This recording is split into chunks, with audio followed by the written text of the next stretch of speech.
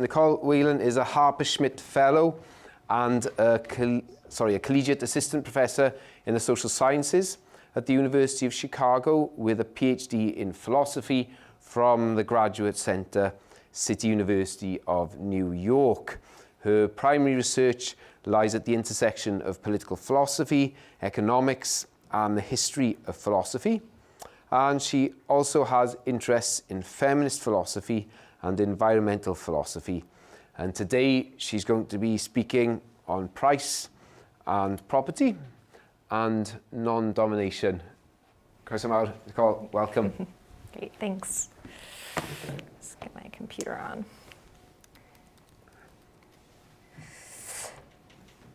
Okay, great, thanks for having me. And I think the preceding talks have laid a lot of helpful groundwork for what I'll be trying to argue today. I guess I'll start by saying that I became interested in price primarily through my work on Adam Smith. And I don't think anyone's mentioned Smith in the conference so far, so I'm regretting a little bit that I won't be presenting on that paper, but maybe we can talk about it during the Q&A. I will, to summarize it though, say that what I did in this paper, in this kind of comparison between Price and Smith, was to look at how both of these thinkers adopted a conception of freedom as non-dependency, but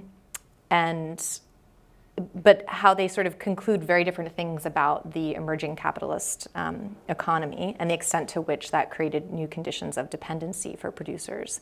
So I will get into that a little bit because I am going to talk about Price's reaction to the parliamentary enclosures. But for today, I sort of wanted to present on some new work that I think fits well with one of the themes of the conference, which is thinking about the contemporary relevance of Price's political and economic thought. But to do that, I'm going to spend the first part of the paper talking about some contemporary debates related to economic justice and the environment, and then eventually go to the 18th century and say some things about Price. So, in recent years, financial forms of wealth redistribution have remained the focal point in debates about economic justice, marking a departure from the centrality of land distribution and ownership in 18th and 19th century political and economic thought. The escalation of the environmental crisis, however, offers new reasons for making land inequality once again central to questions of justice. As detailed in the 2019 IPCC report on climate change and land is crucially linked to both the causes and the solutions to climate change and environmental destruction. This is most evident in the realm of global food production, where agriculture contributes to at least 25% of anthropogenic greenhouse gases, is the cause of 80% of the world's deforestation and 40% of land degradation. In short, the use of land for industrial food production is responsible for a colossal amount of environmental damage. For these reasons, many environmentalists and agrarian communities are advocating a transition away from industrial agriculture toward alternative methods of sustainable food production. As the report states, however, in order for these methods to be successful, significant land reform will be required. While the report focuses mainly on land tenure security in connection with climate adaptation and mitigation, other scholars have attached to this framework the aims of redistribution and restitution, mainly to account for historical and ongoing forms of land grabbing and enclosure. In light of the urgency of combating land inequality for social, economic, and now environmental reasons, we might ask what normative framework of economic justice best supports a more equal distribution of land ownership. So one obvious sort of choice here is the idea of property owning democracy. I'll just say POD henceforth. Which I'll define property owning democracy as a theory of justice that aims to reduce economic inequality by bringing about a greater diffusion of capital in society. So increasing the amount of private ownership of productive assets. In claiming that all individuals ought to have access to durable forms of capital, POD might appear as a potential ally to political movements that oppose large concentrations of wealth ownership in the form of land. Proposals for setting limits on the accumulation of land and increasing its availability were also central to the views of POD's predecessors, the agrarian Republican predecessors in the 18th century, of which I include Price. In this talk, I'll argue that contemporary proponents of POD largely focus on financial forms of wealth and not the productive asset of land itself. This raises problems for POD, I'll argue, both because the ownership of corporate shares is not a sufficient means for its Republican ends, and because such a focus overlooks the growing global importance on inequalities in material wealth or land. For these reasons, moreover, and relevant for our discussion of price, contemporary theories of POD have lost sight of an important contribution made by their Republican predecessors. I refer here to an alternative defense of property ownership found in the agrarian Republican thought of Richard Price and Stephen Addington. In their condemnation of the British parliamentary enclosures, Price and Addington argued for the protection of land from commodification, viewing this as a means to preserve the autonomy of producers within an embedded market economy. Price and Addington demonstrate, in short, how the concession of land to the market can be destructive of the community and its ability to be self-governing over its sources of subsistence. For these reasons, Price and Addington's outlook runs parallel then to many contemporary political and environmental movements struggling to prevent the commodification and enclosure of land in the interest of defending nature as its source of livelihood and subsistence. So first I'm going to say a few things about the sort of inheritors of this Republican tradition, or the idea of property owning democracy, in case some of you are not familiar with it. So in the wake of new studies that establish wealth, or the lack thereof, as the main driver of economic inequality, some scholars have proposed a greater diffusion of wealth as a solution to inequality and workplace domination, including egalitarian and Rawlsian proponents of property owning democracy. While the idea does not originate with Rawls, in Justice as Fairness, he includes it as one of 5 political economic systems that he evaluates on his principles of justice. Most notably, and surprisingly for some readers, in this discussion, Rawls argues that the system of welfare state capitalism is incompatible with justice as fairness, insofar as it permits the monopolization of the ownership of the means of production by an elite minority. In rejecting welfare state capitalism, Rawls proposes a liberal socialist regime or property owning democracy as 2 alternative economic systems that satisfies principles of justice. While POD is similar to welfare state capitalism, insofar as it permits the ownership of private property, and is of course unlike socialism for this reason, Rawls claims it departs from it, quote, by ensuring the widespread ownership of productive assets and human capital, unquote. Such a distribution also would focus on initial endowments, or what's sometimes called pre-distribution, as opposed to ex post tax and transfer forms of wealth redistribution associated with the welfare state. He claims, moreover, that the aim of POD is, quote, to put all citizens in a position to manage their own affairs on a footing of suitable degree of social and economic equality, unquote. Some contemporary proponents of POD link this latter statement to the Republican conception of independence or non-domination. On this view, an independent person, as we've heard excellent reconstructions of already, is one whose status protects them from arbitrary sources of power, be it the state or another individual. On the POD view, therefore, when workers have ownership of property or productive assets, they're held to not be vulnerable to the arbitrary authority of an employer, since they're not dependent on anyone to access their means of subsistence. The more recent interest in the idea of POD has led to new developments in theorizing the arrangement of such a society that goes beyond the somewhat limited and undeveloped discussion found in Rawls. In a general sense, the contemporary view of POD that has emerged is one that places a strong emphasis on the importance of the ownership shares in large corporations. So Thad Williamson is one thinker who develops a sort of blueprint for what a POD society might look like, and he proposes a one-time wealth redistribution of $100,000 for households that be funded by taxing the wealthiest 1% of Americans. The composition of this capital would be $10,000 for housing, $20,000 for cash assets, and the remaining $20,000 for productive capital. Half of that would go towards coupons, which are tradable or redeemable for cash. So if anyone's familiar with Romer's model of coupon socialism, it's similar to that. And the remaining half would go towards unrestricted investment in capital stocks.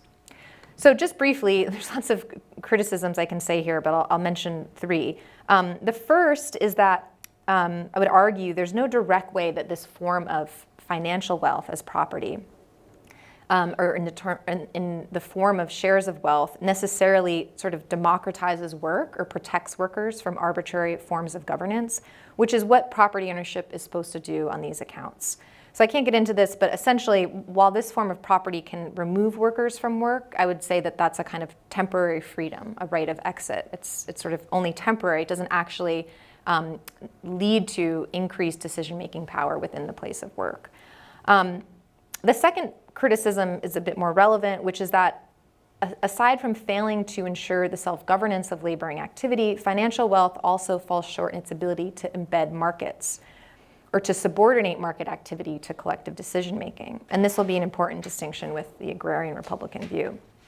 Williamson's model of tradable coupons aims at the socialization of capital, but it remains an indirect form of socialization and falls short of participatory forms of democratic economic planning, a point he himself acknowledges.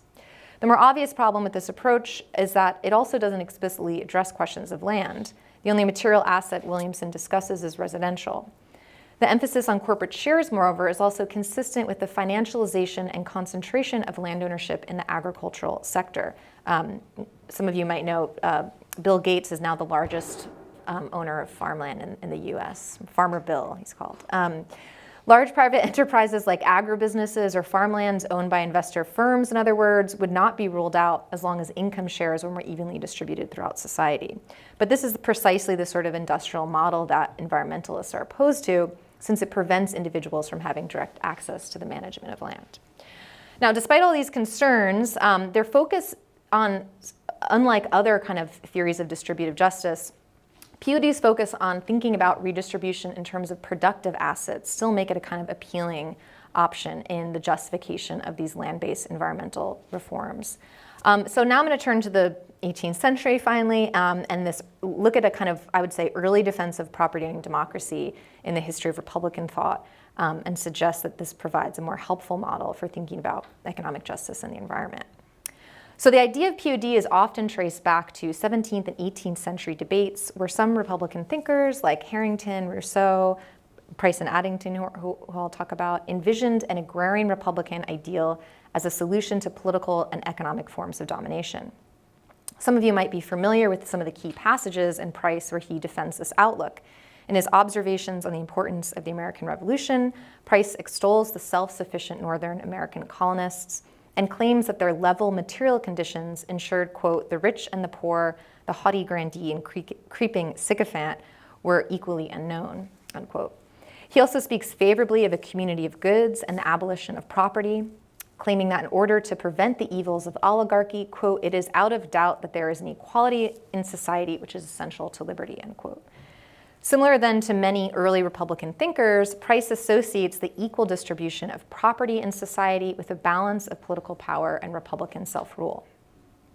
The relationship between property ownership and Republican freedom is also expressed by Price in the distinction between free and unfree forms of labor. Historically, ancient Republican thinkers associated all forms of labor with an unfree or a dependent status. However, beginning in the 17th century, laborers who were in possession of the means of production, so owner-occupiers, not wage laborers, came to be viewed as independent, and commentators often point out how you see this view in Abraham Lincoln. The Republican identification of property ownership as a condition of free labor played an important role then in the late 18th century enclosure debate, which Price and Addington participated in. A main feature of the enclosure movement was the privatization of common rights to the land, including agricultural land and wasteland. The commons had long been an integral feature of the feudal system of agricultural production. On this open field system, as it was sometimes called, in addition to areas of land being designated for common use, farmers possessed private strips of land that were scattered between larger fields used for specific crops or for being left fallow.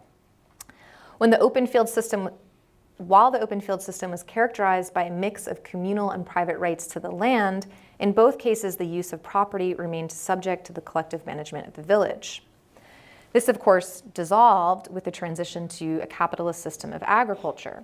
The transition also had the effect of producing a large rural proletariat, or a class forced to access their means of subsistence through wage labor. So I think a footnote in Marx about Price was mentioned, but he has a more sort of favorable discussion in Capital as well, citing Price as a kind of friend of the laboring poor in response to his critique of the enclosure movement, although there's a lot more to say about that with Marx. But so Price and Addington's response to this was to condemn the enclosures on the grounds that it reduced opportunities for self-governing forms of labor. So in Price's 1773 postscript to his text on reversionary payments, he refers to a multitude of little proprietors and tenants who subsist from the produce of the ground they occupy by sheep and poultry and hogs kept on a common. And he notes that the enclosures convert these laborers, quote, into a body of men who earn their subsistence by working for others and who will be under a necessity of going to the market for all they want, unquote. He writes on the effects of the enclosures, moreover, that, quote, the circumstances of the lower ranks of men are altered in almost every respect for the worst. From little occupiers of land, they are reduced to the state of day laborers and hirelings.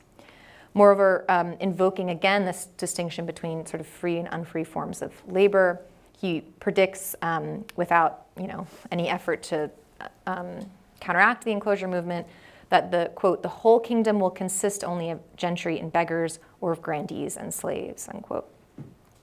The criticisms Price and Addington raised against the enclosures were not limited, however, to the proletarianization of rural producers. They also expressed concerns about the commodification of land in relation to the public good of the community. In doing so, they upheld a particular conception of property ownership which was non-capitalist.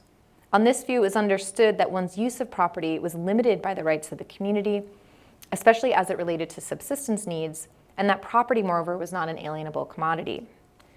From the perspective of Price and Addington, therefore, the absorption of land by the market through enclosure negatively impacted local communities and their capacity for material self-sufficiency.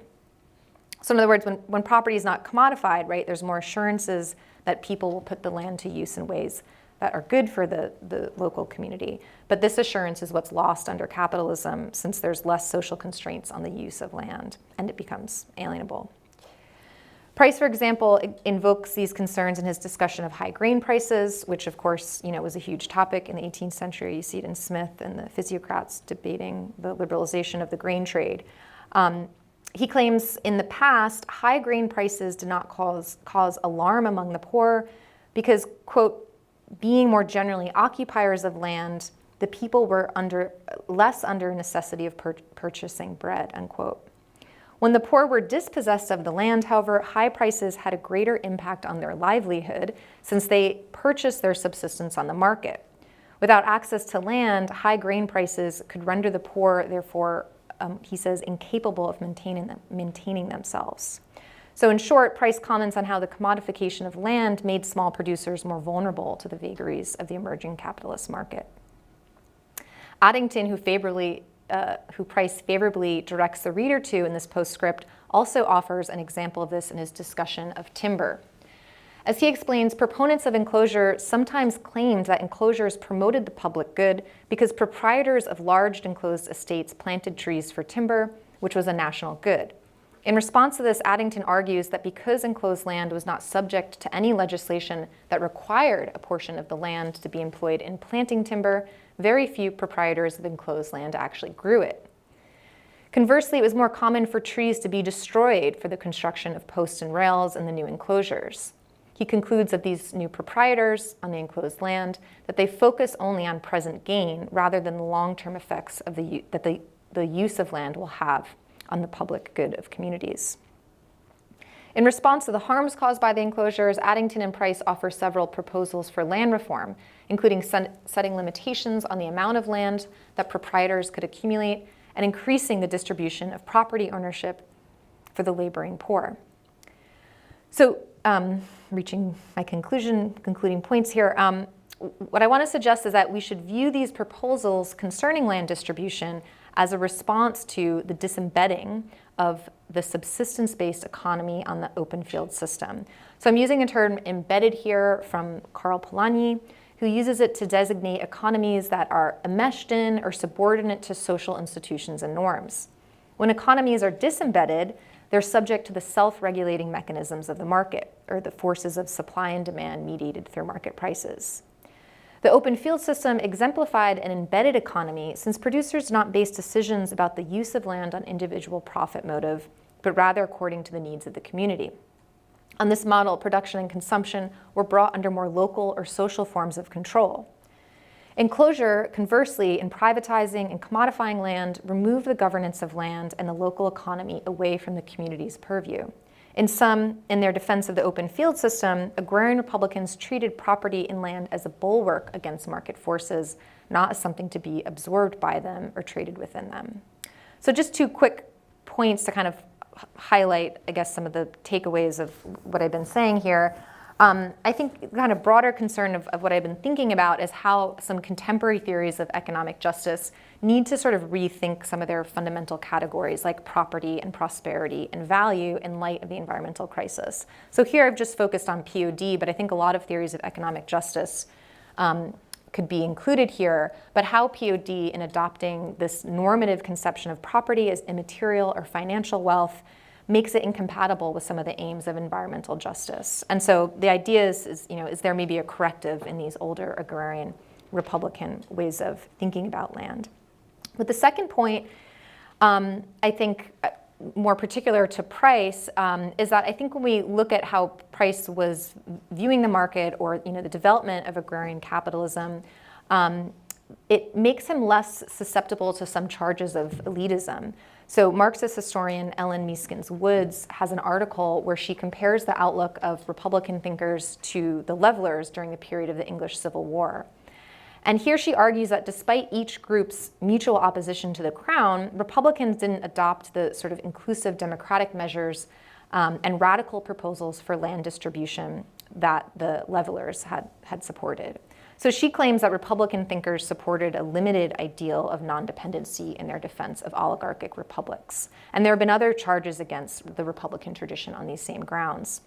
So I think Price is kind of interesting, and this echoes some of what has already been discussed in this conference. But I think Price's republicanism resists these lines of interpretations, both I think because of its understanding of popular sovereignty, and also, I guess I'm adding here in how he views the market or attempts to kind of extend this principle of, freedom as independence to critique emerging forms of economic domination.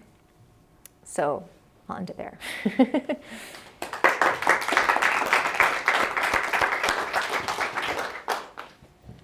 Great, thank you so much, Nicole. And adding another aspect to our understanding of Price as a political theorist and political thinker. Likewise, as with the previous talks, I'll look to the floor first to see if there are any questions, and then I'll have a look at our virtual audience to see if there are any hands held up there. We've got Alex. I'd like to put a question to you. Lovely. I think that should be working for you. Is that okay? Yeah. Fantastic. Okay. That was really interesting, and I have a bunch of stuff that I could ask you, but I'll just focus on one thing, which is, I guess, about your critique of property-owning democracy, and more broadly about the question of what's really important when it comes to the relationship that people hold to land in order to have the kind of independence that Price was kind of talking about, and that is sort of what's going on in these theories of economic and environmental justice today, right? So I guess one way of thinking about this that you talked about a bit in terms of Price's critique is in terms of control. Or at least a kind of untrammeled access, or so with the kind of commons, no one can stop you from going there and using it in certain kinds of ways that are tracked to the community's good, right? And one of your critiques of property and democracy is that it provides income, but it doesn't provide the kind of connection to this kind of good that is central to this way of thinking about things. But I guess one way of resolving that you might try and provide as a supplement to property and democracy is that you could say, just as it's not incompatible with the kind of financialization of farmland, as you said, it's also not necessarily incompatible with the use of things like covenants on land regarding the way it has to be used, right? So would things like land use restrictions that maintain private ownership but just provide kind of constraints on forms of land provide the kind of independence that is going to be kind of valuable here? And I guess more broadly, being cheeky, the question is kind of like, is it about, so what's the kind of level of control that is doing the work here? So in terms of the early commons cases, it's obviously local, right? And that kind of works because of the nature of the relationship that people have to the land, because it's their local community and because of the kind of localized nature of food production and so on. Obviously, in the kind of 21st century capitalist context, the nature of kind of industrialization and urbanization has changed that. So to what extent does control over land now mean something different with regards to relationships that people have when they're like cities of 20 million people kind of situation? Well, yeah, so... Sorry, I realized that was a bit garbled. I guess what I'm interested about on the commons approach is in relation to how it's thinking about property is that it views some kind of communal property ownership as necessary to increasing the kind of self-governance of individual proprietors. And I guess I would say I think that's a framework that could also, and has historically, although I know less about this, but has been adopted in the case of like small firms and can be incorporated on certain industrial models. So the kind of question of like the governance of the commons maybe, I think, yeah, it can sort of be, and there are experiments of thinking how that could be incorporated in non-agrarian communities. Is that sort of the question? But the question of the commons is huge, and people kind of use it to mean all sorts of things. But I think, the correct way of thinking of the commons is it does limit who has access to it, right? There needs to be you can't have a commons without a community, and there need to be certain rules of governance over the commons, and that might be different in different contexts. I don't know if that's kind of getting at what you were thinking of. I mean, there is also kind of a theoretical question of like what free governance looks like, and that gets into the weeds a bit about the kind of stuff in republicanism and workplace domination, but I don't know if that helps. Okay.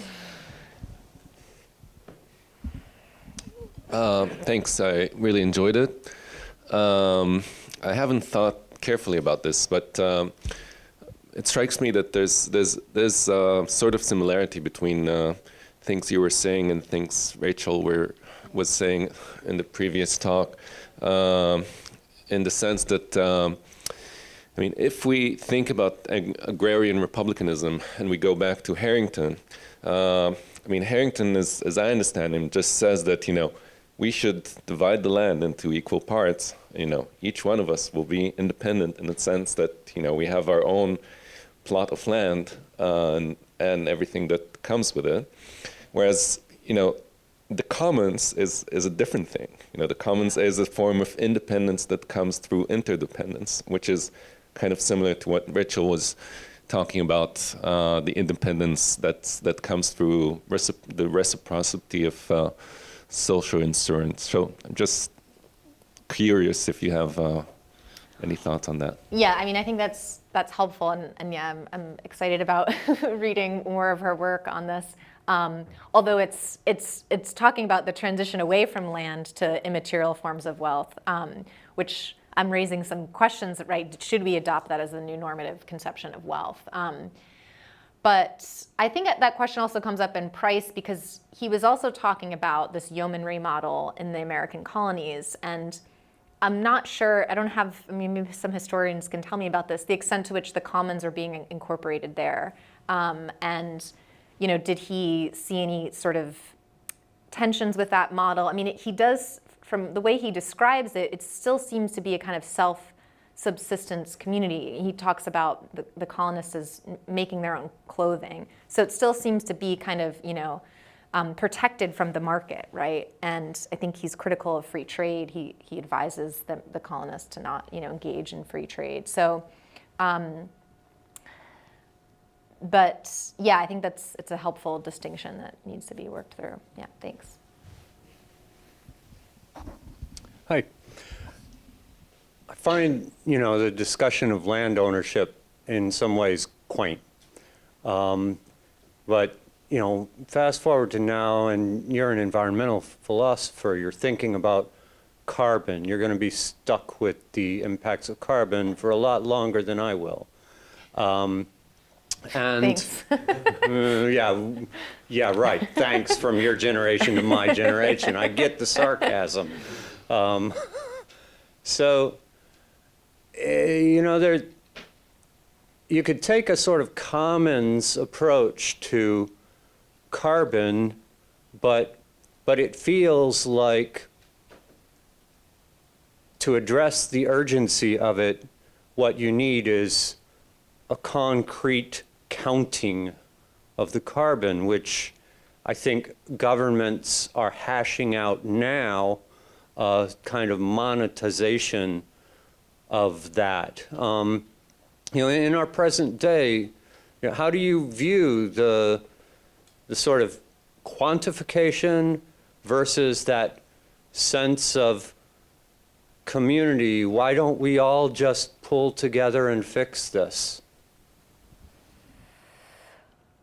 Well, like I said in response to your question, the literature in the Commons is pretty extensive, and I think there's some good critiques of this idea of, the global commons and how that gets employed in some of these ideas of, carbon emissions and trading. I don't know. So I guess I don't know what the specific question was about that, but does a global commons even work? And when you talk about carbon, or will the United States simply say, go ahead and have your global commons and we'll eat, drink, and be merry? Well, yeah, I mean, maybe this is a discussion for for after the talk, but yeah, I can send you some, I don't know, some literature that kind of debates those questions, but I don't know, yeah, how useful it is to kind of get into that now. Fair enough. Thank you, Nicole. We've got a couple more questions. So I was just wondering if Price offered any mechanism of greater redistribution of land. And maybe this is unfair to pin on you, but was the fact that he was looking in a colonial context at a kind of blank slate, as it were, where you could recreate a society? Obviously, it wasn't a blank slate. The people lived in North America prior. But does that inform what solutions he comes to? And I was just wondering, if you had any comments on that. Well, I think this goes back to that earlier question about there's big differences between his defense of the open field system in England and the praising of this yeomanry model in North America. And there obviously, I don't think there's any acknowledgement, right, about the unjust way in which that land was initially appropriated by Price, from what I can see. But I don't know if that affects the general framework in thinking about land distribution in terms of the sort of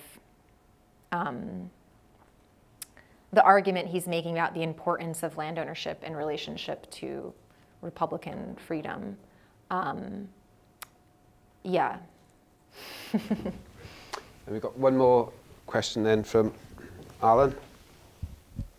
Thanks very much. That was brilliant and really nice to see how Price is actually speaking into current debates in ways that I hadn't appreciated before. So very helpful. I'm just interested a little bit in the this idea of say land for independence as opposed to the more intangible sort of things that we were talking about now. And it seems to me that for Price, one of the key virtues of the yeoman model that you mentioned is its connection to virtue. So the clothed and homespun, these yeomen are clothed and homespun, trained in arms. I'm not quite sure whether that's virtue in the way we would now think of it. But there was a sense that they're in this middle state of civilization. They're not too rich, they're not too poor. Working the land is better than the corrupting luxury of commerce and finery. And so there is a sense in which that model seems to be quite closely tied to his idea of civic virtue, of moral virtue, and these kind of things, in a way that seems lost in contemporary debates. It doesn't really have the place that it would have done then. But yet it's key to his thinking. I wondered if that matters to us now, or whether we need a substitute or a way of addressing those kind of I think that's a great point. Yeah, I mean, I would say in a lot of the degrowth literature, there is a lot of discussion about how to develop a new conception of prosperity, or Kate Soper has a book, Developing an Alternative Hedonism, that we can think about, forms of, consumption that don't have such a, negative effect in terms of the material scale of the economy, but that still bring us pleasure. And so I think actually, I hadn't thought about that, but I think there is a pretty strong connection there. Yeah. Okay, yeah. I'm just going to quickly pop over to the computer to see if there's any questions come in from the virtual audience. One moment, there's a comment in the chat. Oh, that's just Anthony saying good night from Australia. No star. Yeah, he's done well to keep going. Good. Oh, well, I think that'll take us to lunch quite neatly.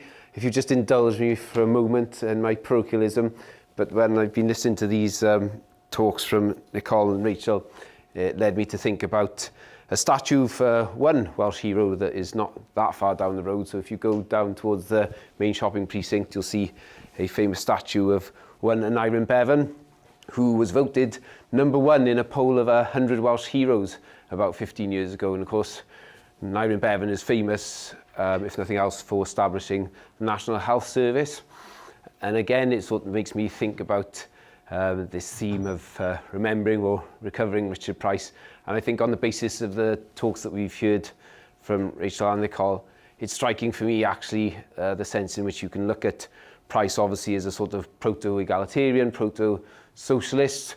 It makes me wonder as well about the potential for looking at Price in the context of his countryman Robert Owen, one of the first utopian socialists, as Marx called him, and thinking about, again, Price's sort of position within our own, if you like, political and social heritage in Wales, because I think it's not really an aspect of Price that many of us have really engaged with and thought about, other than to sort of roll off some of these quotes about, I think there was one yesterday, wasn't there, from Pocock, about how Price can be regarded as one of the first sort of left-wing thinkers from Britain. So really thought-provoking and helpful and an enjoyable session. It's lunchtime now, but before we go, if you could just join me in thanking Nicole and Rachel for some excellent papers. Diolch yn fawr iawn.